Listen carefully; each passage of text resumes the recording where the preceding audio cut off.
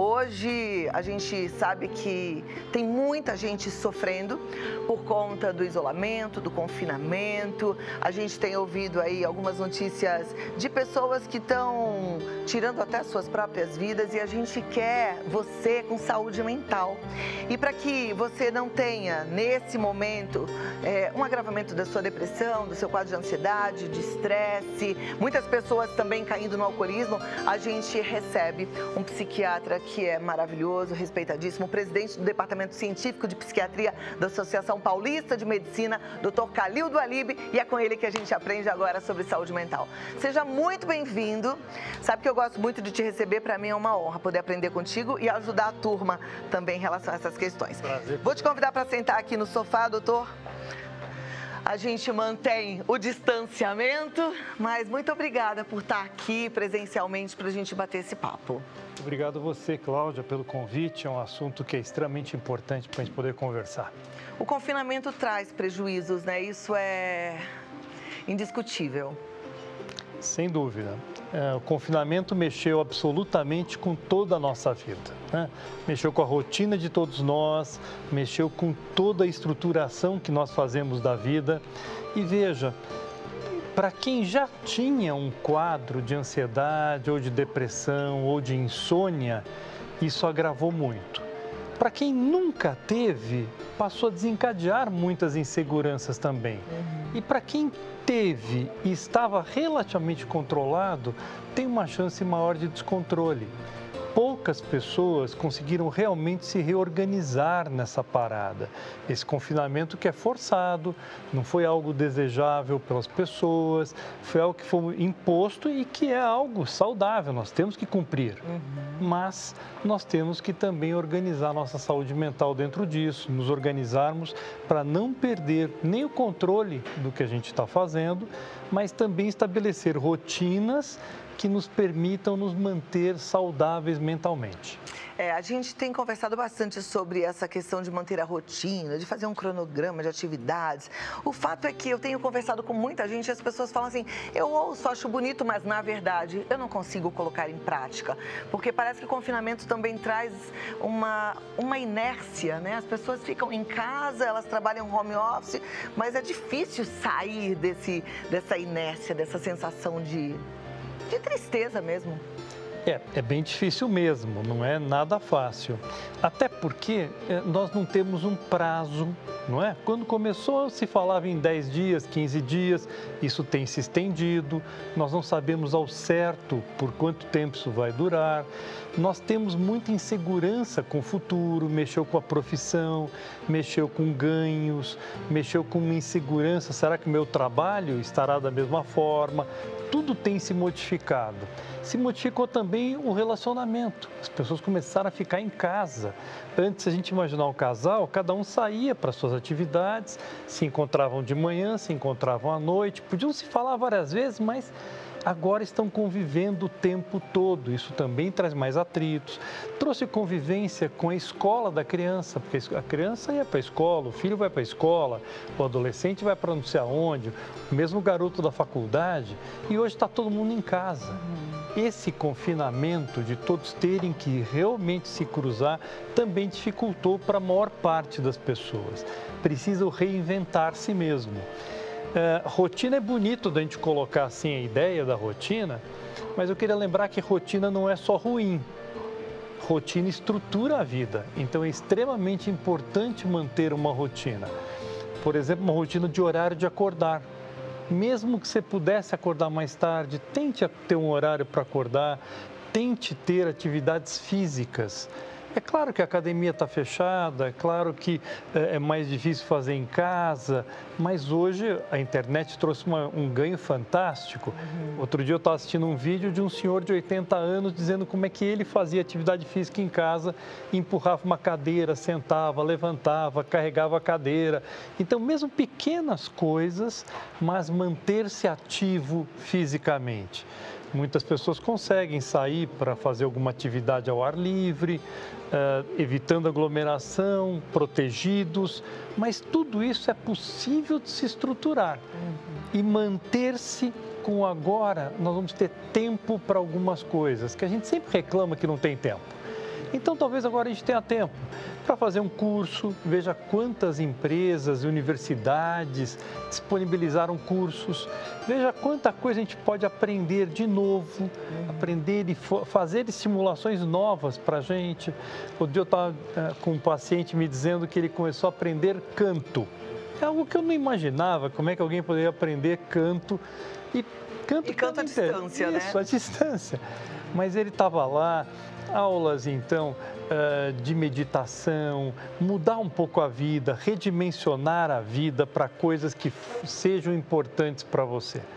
Então, você vai ter a chance nesta pandemia de procurar aquilo que é importante para você. Isto é uma coisa fantástica. E esse será um ganho para sempre. Sabe, nós estamos tendo a chance de redimensionar a vida, de poder escolher coisas que a gente possa fazer por muito tempo na vida da gente. Então, esse é um ganho fantástico. Agora, tem um custo. O custo é que nós estamos mais isolados. Agora, eu queria chamar a atenção, o isolamento ele precisa ser físico. Como nós estamos aqui distantes, ou desse afastamento, às vezes, das pessoas que a gente gosta, mas não pode ser um afastamento emocional. Então, entrar em contato com as pessoas, assistir a pessoa, ver a pessoa online, conversar de alguma forma. Então, essa interação precisa estar viva, né? Então, ontem eu cheguei na minha casa, minha filha estava falando com o avô pelo FaceTime. Genial. Não está podendo ir visitar o avô, ele não pode vir, a gente não pode ir, mas ela está lá vendo o avô pelo FaceTime, conversando e brincando com ele e tal, e mostrando o que ela havia feito. Então, esta proximidade afetiva precisa continuar. Isto não pode ser interrompido. E é bom que, de toda forma, não só os avós estão sentindo falta, mas os netos também. Está todo mundo sentindo falta de todo mundo.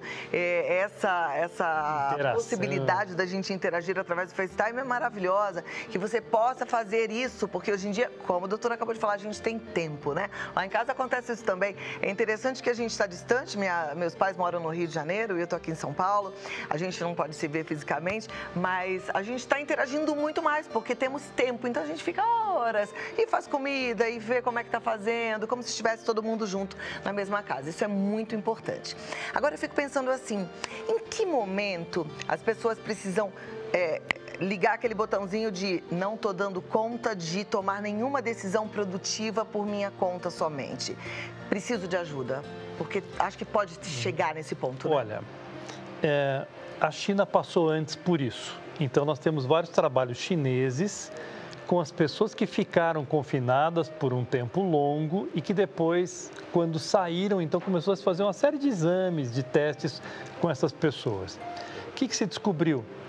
Que essas pessoas que ficaram com confinamento prolongado aumentaram muito o seu estado de ansiedade, de depressão, de insônia e de alcoolismo. Então, o que a pessoa tem que estar atenta? A pequenos sinais.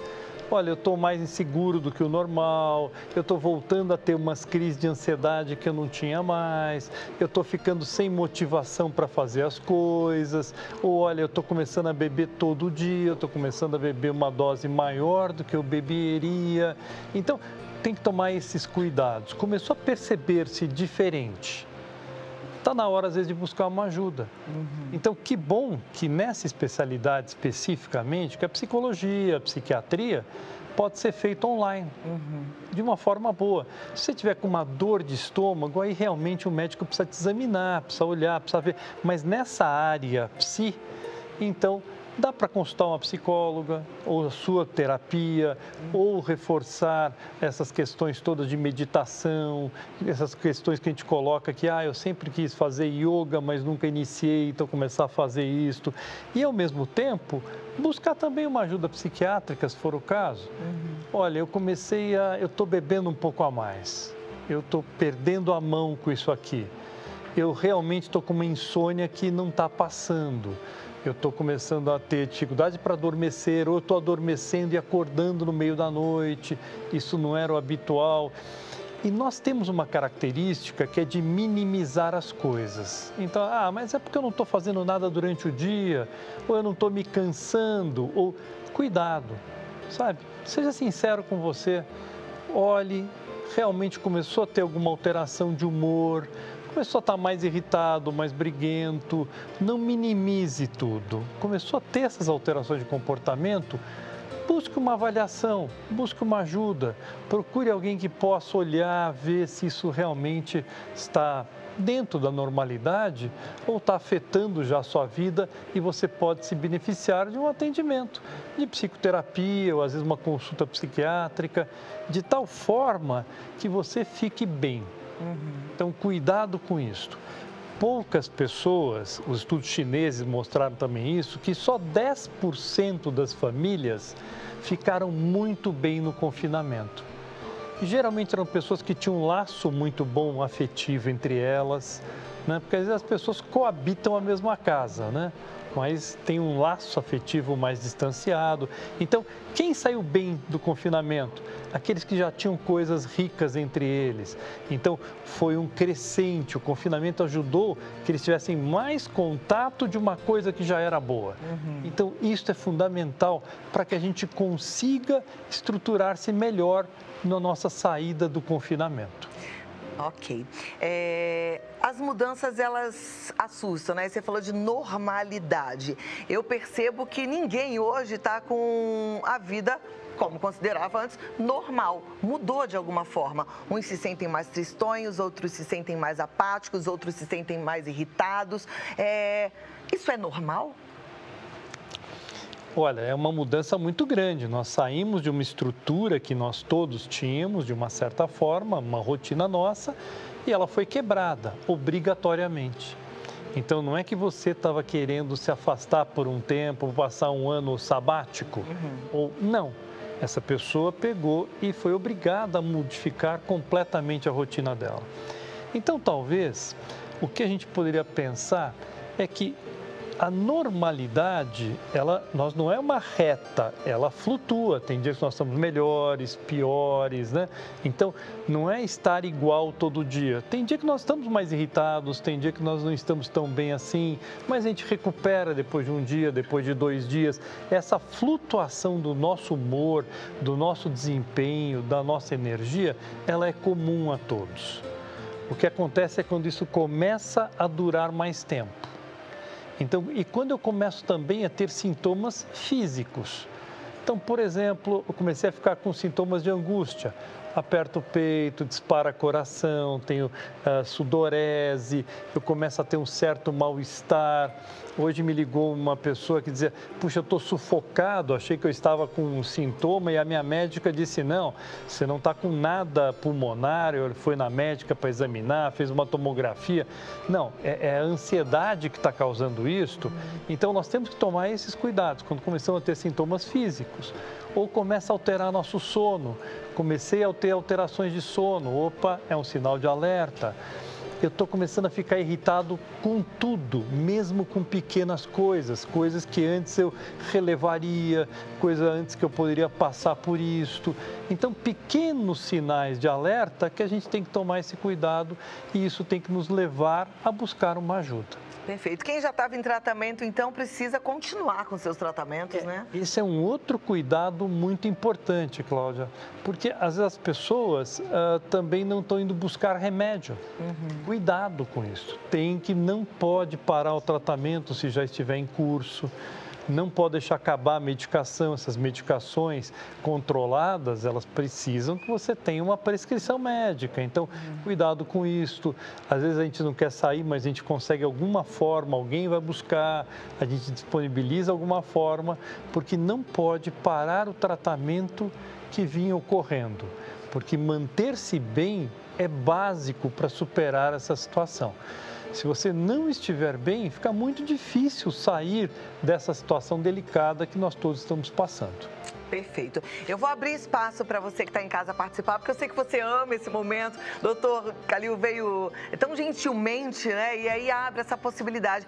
Participa, mas assim, participa mesmo de coração aberto, como se você estivesse aqui. Hora de você até contar um pouquinho do que você está vivendo, compartilhar a sua história. Quem sabe você dá uma ideia nova para alguém, ou quem sabe você você dar uma desafogada aí naquilo que está te machucando, certo? Eu estava pensando aqui, né? Você falou ainda há pouco dos relacionamentos conjugais, marido e mulher, né? Antes a gente encontrava de manhã, às vezes só de manhã e à noite, tinha gente que almoçava junto, mas enfim.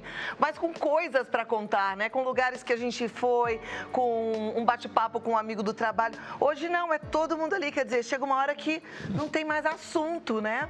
Ainda bem que eu jogo meu buraquinho com meu marido, que a gente fica ali, joga carta, gostoso. E com a família também, a gente resgatou um monte de jogos legais. Isso também faz diferença. É bom a gente voltar para o jogo de tabuleiro. Eu estava lendo outro dia que as peças de quebra-cabeça, os jogos de quebra-cabeça estão esgotados. Olha, uma boa. As famílias estão montando quebra-cabeças grandes em casa. Então, coisa que a gente fazia há muitos anos atrás.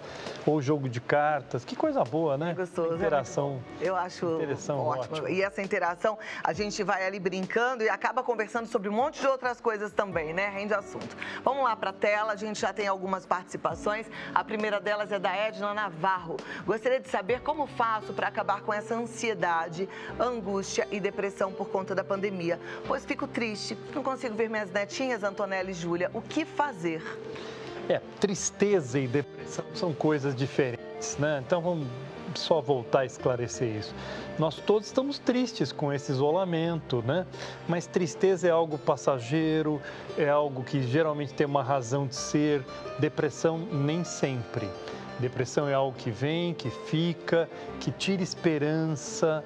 Então tem que tomar esse cuidado, são coisas diferentes, de profundidade diferentes, né? Então a gente usa a depressão como uma coisa muito ampla, cuidado. Então, acho que você está triste, eu também estou, nós estamos tristes, não podemos conviver com as pessoas. Até aí, nós temos que desenvolver formas de estar em contato. Então, eu te sugiro sempre essas mídias, usar a mídia a nosso favor, poder estar vendo, poder estar brincando com as pessoas, poder... Eu estava contando da minha filha com o avô ontem à noite. Então, são formas que a gente tem para burlar isto, para poder estar próximo, isso é importante, né? E precisa achar essas formas para burlar, porque enquanto você estava falando, eu estava pensando que não é nem só a questão do isolamento, é a questão também das incertezas, claro, né? A gente não sabe por quanto tempo mais a gente vai ficar isolado, a gente não sabe como o Brasil vai se comportar depois que passar tudo isso, como é que o mundo vai estar, quer dizer, são muitas incertezas. Então, se a gente não tomar cuidado e providências, conforme até as orientações do doutor agora, a gente pode sim adoecer de forma muito mais séria. Então, a gente precisa se cuidar mesmo, né? Sem dúvida. Próxima pergunta, então, é da Quitéria da Conceição Ferreira. Ela diz: tenho 33 anos e há 5 meses atrás minha mãe faleceu. Então, desde então, estou com muitas crises de ansiedade, estou com muita falta de ar.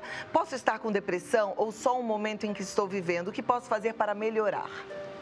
Olha, perder alguém é sempre muito impactante na vida da gente, né? Você não contou as condições disto, né? Não sei a idade da sua mãe, nem a sua idade, nem o que estava acontecendo. Ela tem 33 anos, ela diz. Tá. Às vezes, quando a gente perde alguém, a gente sente como se arrancasse um pedaço de nós, né? É da vida, né? Infelizmente, mas é da vida.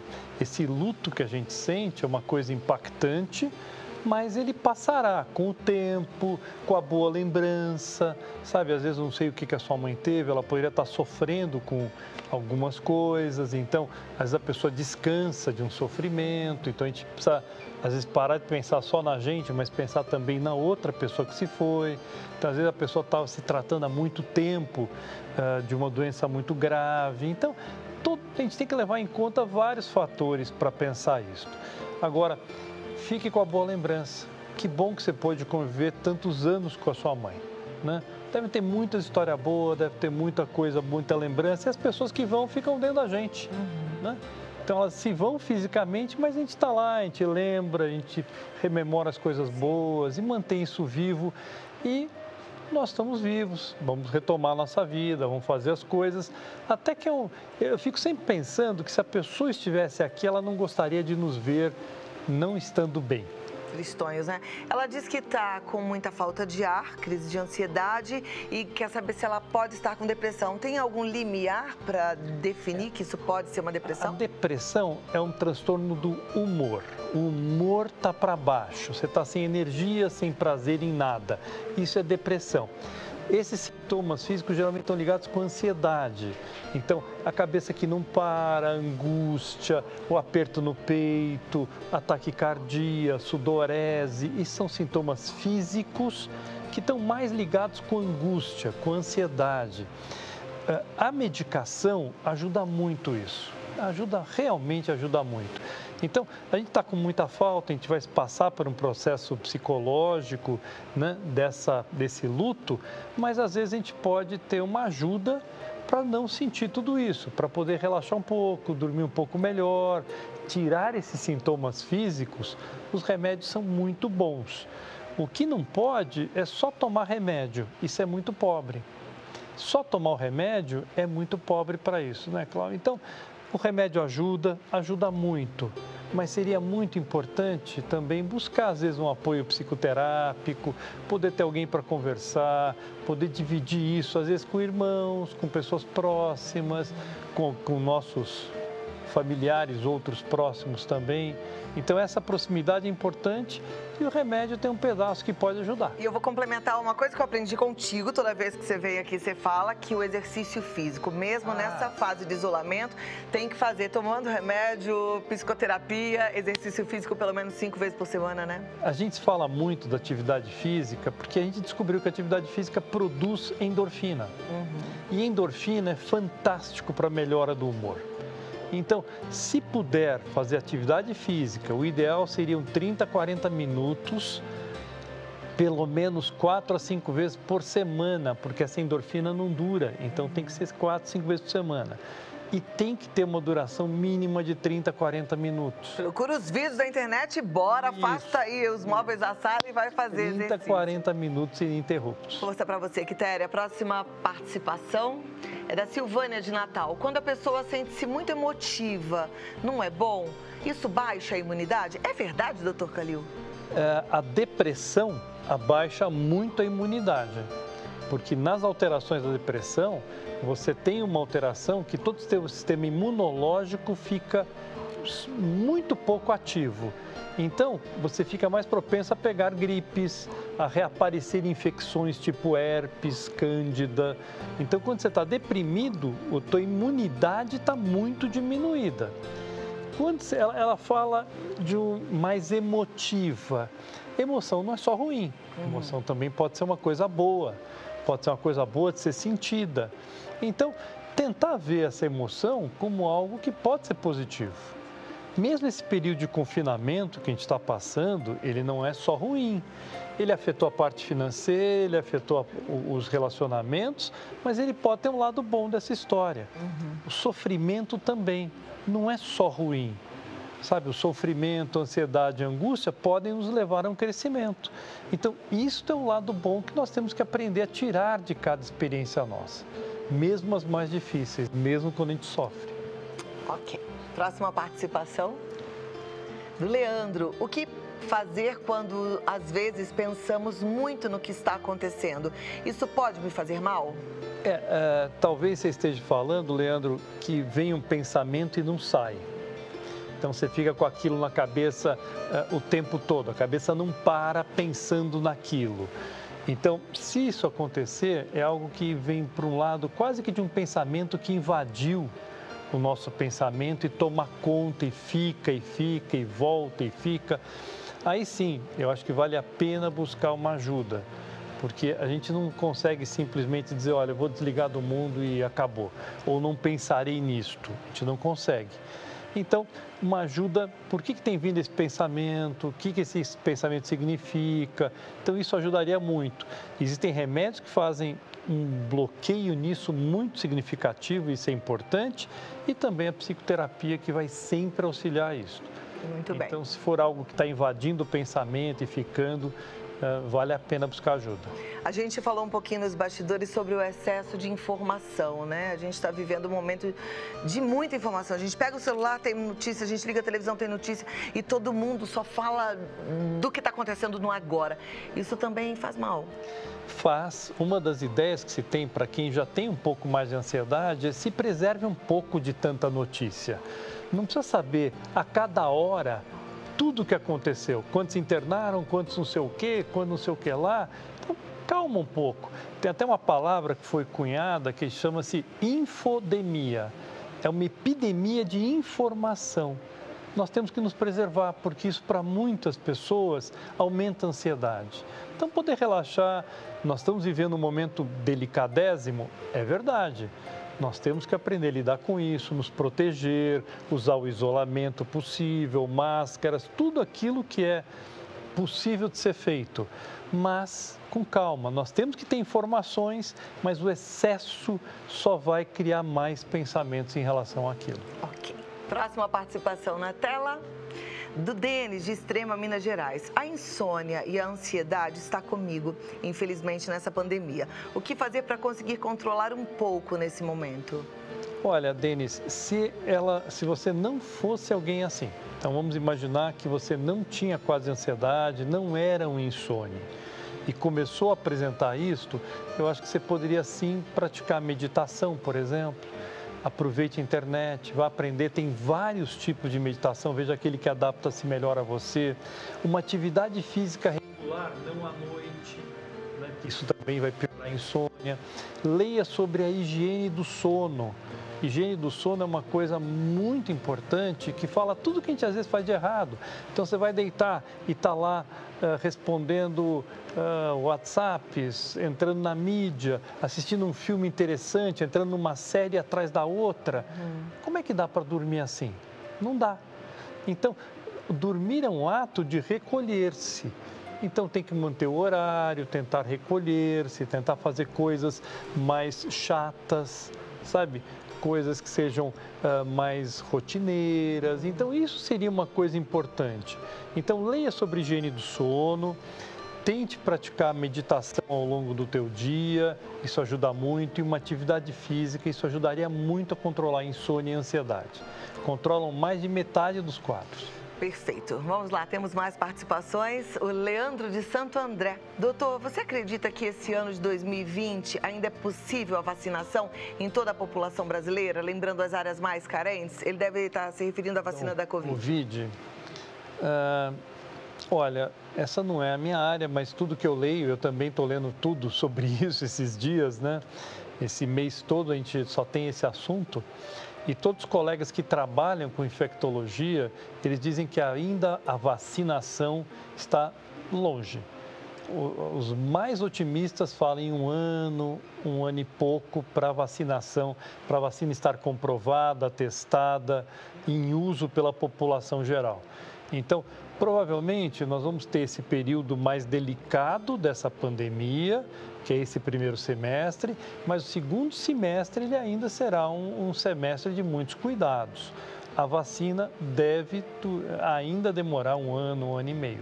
Foi essa conversa que eu tive ontem com o hematologista do Hospital Albert Einstein, ele estava falando exatamente isso, que quando acabar essa fase do isolamento, a gente vai precisar continuar com muitos cuidados e mantendo ainda um distanciamento social, quer dizer, com hábitos realmente diferentes do que a gente tinha até que saia essa vacina. E ele até falou, ele acredita em 1 ano e meio, 2 anos, a gente vai ter que ter paciência, né? E resiliência. Como você disse que está lendo bastante sobre o assunto, tem alguma informação interessante, alguma coisa que possa trazer para a gente aí um pouco de ânimo? Olha, várias notícias interessantes. Uma delas é que se detecta que pelo menos 80% da população dos países mais acometidos, então a China, a Itália, a Espanha, estão positivos para o Covid. 80% da população. Só que quem adoeceu gravemente é um percentil muito pequeno. Então, que bom que nós estamos conhecendo muito mais sobre o vírus, os tipos diferentes de vírus e toda a possibilidade de tratamento que melhorou muito. Há uma certa previsão que dentro em breve o tratamento poderá ser muito mais na sua casa do que na internação. Só internaria o caso que seria muito grave, que felizmente é uma parcela bem pequena da população. Então temos que nos manter bem, temos que estar com o sistema imunológico bom, nós temos que estar ativos e isso é fundamental para o nosso bem-estar psíquico, auxiliando o nosso bem-estar físico. É isso aí. Olha, muito obrigada. Tudo que é bom aqui voa, né? Nosso tempo voou e mas foi muito gostoso conversar contigo, muito bom a gente perceber a seriedade da disciplina, porque eu acho que agora a gente tem que ter disciplina com a gente, né? Com o que a gente come, com o que a gente pensa, com quanto a gente se exercita, porque agora só depende da gente. Que coisa boa, muito obrigado por poder estar aqui. Eu é que agradeço. Olha, o Dr. Khalil Doualib, ele atende online, virtualmente, o que é maravilhoso nessa época. E você pode entrar em contato através do telefone 11 3284 5876. 11 3284 5876. Então, não fique só. Se você está precisando, busque ajuda. Dr. Khalil Doualib, até a próxima. Muito obrigada. Obrigado a você. Cuide-se, hein?